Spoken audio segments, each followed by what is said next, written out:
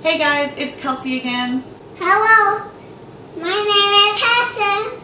And we're here with another episode of Geek. Level up! This week, Harrison and I went to a paint your own pottery studio here in town. I actually used to work at a paint your own pottery studio when I was in college. It was one of my part-time jobs. It was fantastic. I got to be creative. I got to paint all day, every day. I got to help other people paint. I got to throw pottery on the wheel. I got to teach classes. Unfortunately, the store closed down. So I've kind of had that little paint your own pottery void for a long time now, but luckily, only a few months ago, another paint your own pottery studio opened up in town. So we were lucky enough to go to the new paint your own pottery studio that opened up. Before we went to the paint your own pottery studio, I told Harrison I was planning on making a Harry Potter related piece. Do you remember what he called it? Harry Pottery. He called it Harry Pottery. I thought that was too good not to use. That's why it's the title of my video today. Now, since I used to work in a paint your own pottery studio, I came up with 10 tips for you all to have a successful pottery painting experience. Tip number 1, have project ideas in mind before you go to the studio. So maybe do some research, look online, see what ideas you might come up with, or just think of a fandom that you're really into. For example, when I went, I thought, well, obvious fandom for myself would be Harry Potter, so I thought of some simple things I could do relating to that. And I even printed out a few reference images and pulled some up on my phone as well while I was there. Tip number 2, ask for the specific tools you might need to complete your project. If they don't have them, maybe bring your own or consider if they allow bringing your own tools from home. For example, at the pottery painting studio I used to work at, we had things like stamps, stencils, sponges, tape, contact paper, pencils. When I went to our pottery painting studio that just opened up in town, unfortunately, and probably because they're newer, they didn't have a lot of these items. So I think if I go back next time, I may ask if I can bring my own from home and see if that would be okay with them. But I had to make do with what I had, and that's fine too.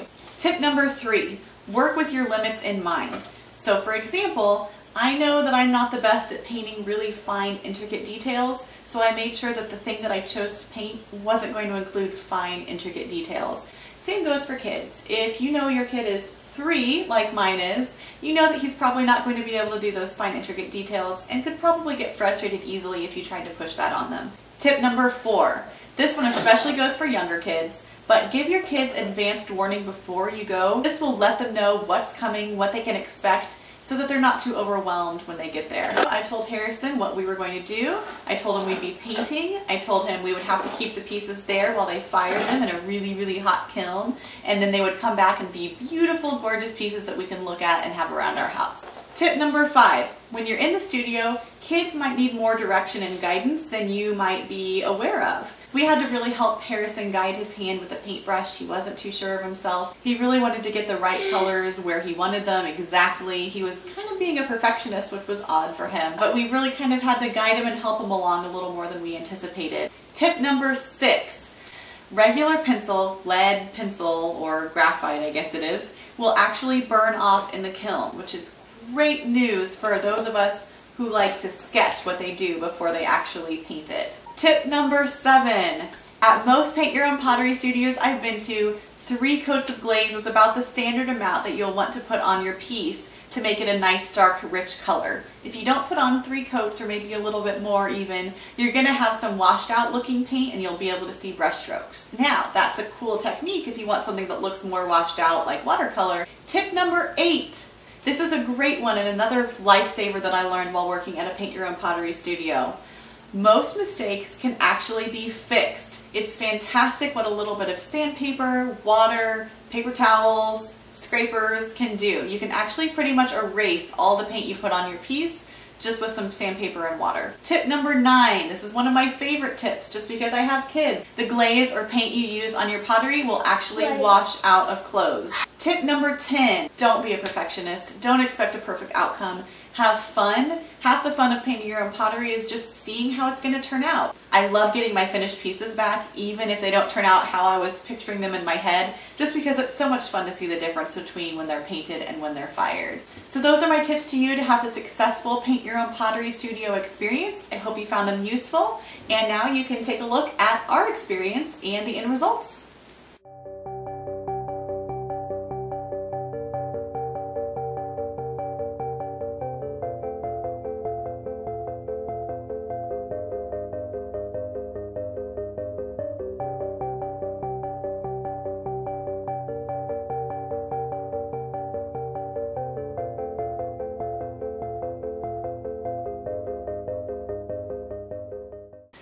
Alright, so that was our day at the Paint Your Own Pottery studio. Now we waited a little over a week to get our pieces back. So as you can see, Harrison was painting on a little superhero bat figurine. He's Batman. Does he have a name other than Batman? I call him Batman. What colors did you paint on him?